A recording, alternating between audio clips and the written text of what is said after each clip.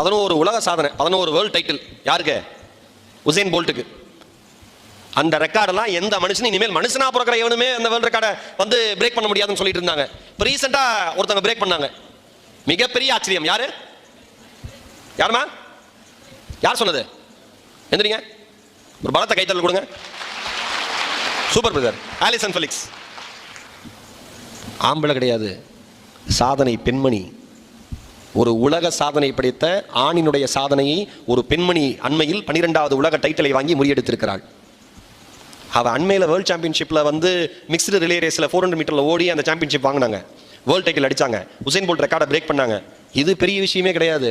எது தெரியுமா பெரிய விஷயம்? சிசேரியன் மூலமாக குழந்தையை பெற்றெடுத்த அடுத்த 10வது மாதத்தில் உலக சாம்பியன்ஷிப் பட்டத்தை தன் கைகளிலே தக்க வைத்திருக்கிறாள் அந்த சகோதரி. ஒவ்வொரு அத்லட்டுக்கும் ஒவ்வொரு பெரிய பெரிய பிராண்ட் கம்பெனி வந்து ஸ்பான்சர்ஷிப் பண்ணும்ல.